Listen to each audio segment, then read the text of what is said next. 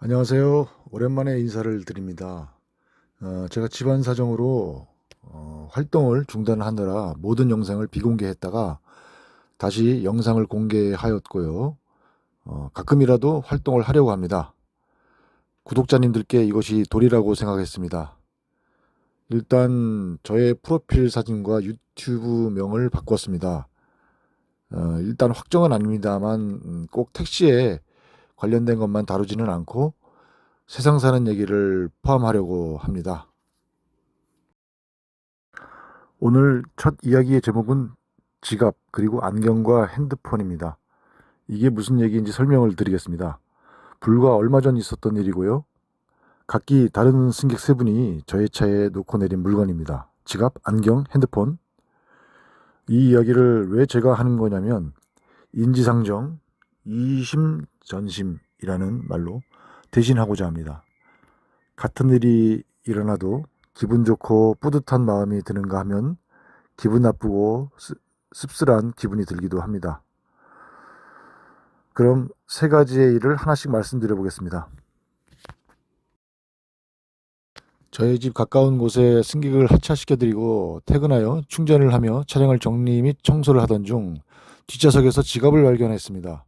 콜 승객이라 바로 전화를 줘야 했더니 바로 전화를 받으셨고요.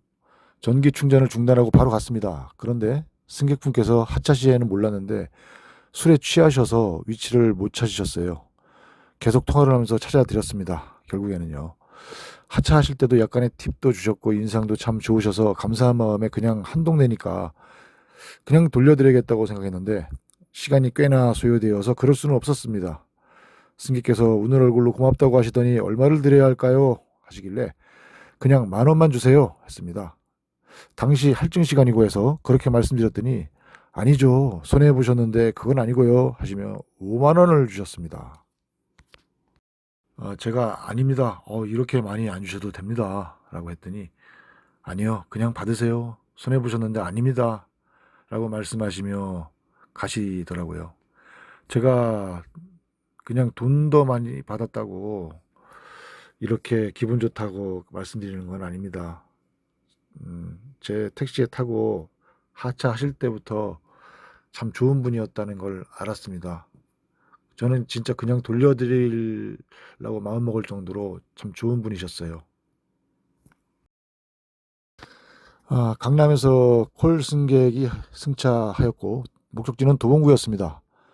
야간인데 빨리 좀 가자고 하셨어요. 귀가하는데 빨리 가자니 참 어찌되었든 차에서도 여기저기 통화를 하시더라고요. 그런데 하차는 목적지 전에 내려달라고 해서 하차시켜드렸습니다. 그리고 동부간선도를 얼른 타고 빠져나오려고 막 동부간선 근처로 향하는데 전화가 왔습니다. 뒷좌석에 안경이 있지 않냐고 하더라고요. 봤더니 있었습니다. 그래서 얼른 동부간선으로 빠지려다가 회피를 해서 빠져나와서 원하는 목적지로 갔습니다. 동부간선을 타버리면은 너무 많이 지나쳐 버리거든요. 그래서 전화 통화를 했습니다. 어디로 갖다 드리면 되냐고 했더니 땡땡 햄버거로 오라고 해서 갔습니다. 갔더니 급해서 빨리 가자고 하셨던 분이 햄버거 가게에서 햄버거를 드시다가 나오시며 아무 말 없이 그냥 카드를 쓱 주더라고요. 자, 이 이야기는 다음 사건을 말씀드리며 다시 말씀을 좀 드려보겠습니다. 강남에서 주소지는 도남동이고 아리랑 고개 입구 사거리로 목적지가 찍혀 있는 그런 승객이었습니다. 다른 사람이 콜을 대신 불러준 것이었고요. 이분도 승차하자마자 통화를 여기저기 많이 했고요. 내비는 한남대교 남단 쪽에 올림픽대로를 타다가 성수대교를 건너서 동부간선도로를 타는 것이었습니다. 사실 저는 경로에 대해서는 승객분들에게 좀 더 자세히 엿주는 편인데 이날은 이분이 통화도 하고 계셨고 내비대로 운행을 했습니다. 그리고 이것이 문제가 되는 것도 아니고 승객이 아무 말 없으면 내비대로 가는 것이 사실 정석입니다. 원하는 경로가 따로 있다면 승객이 기사에게 말하면 됩니다. 다들 그렇게 하고 계시죠. 일일이 가는 데마다 경로가 이리 가면 됩니까? 저리 가면 됩니까? 여쭤보는 것도 사실 실례고 그걸 싫어하시는 분들도 있거든요. 어찌되었든 이분이 갑자기 아, 지금 어디로 가는 겁니까? 그래서 제가 지금 올림픽대로로 갑니다. 했더니 아, 이건 아니죠. 한남대교를 건너서 강변북로로 가야죠. 하는 겁니다. 마치 제가 일부러 그러는 것처럼 말씀을 하시길래 네, 손님 무슨 말씀이신지 알겠는데요. 요즘은 내비대로 가기로 했으면 특별한 일 없으면 그대로 갑니다. 기사 마음대로 가다가 문제가 생길 수 있기 때문입니다. 원하시는 경로가 있으면 기사에게 미리 말씀하시면 됩니다. 라고 제가 말씀을 드렸고요. 사실 지금의 경우 그게 그겁니다. 큰 차이도 없습니다. 라고 말씀을 드렸죠. 사실 한남대교에서 간병북로로 가기 위해서 오른쪽 차선이 쭉 밀려 있었습니다. 정체가 아주 심했어요.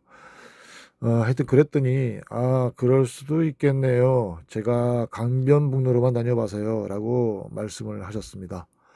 뭐 택시 하면서 이 정도의 일은 아무것도 아니죠. 그때 상황에 맞게 설명을 드리면 되는 거죠.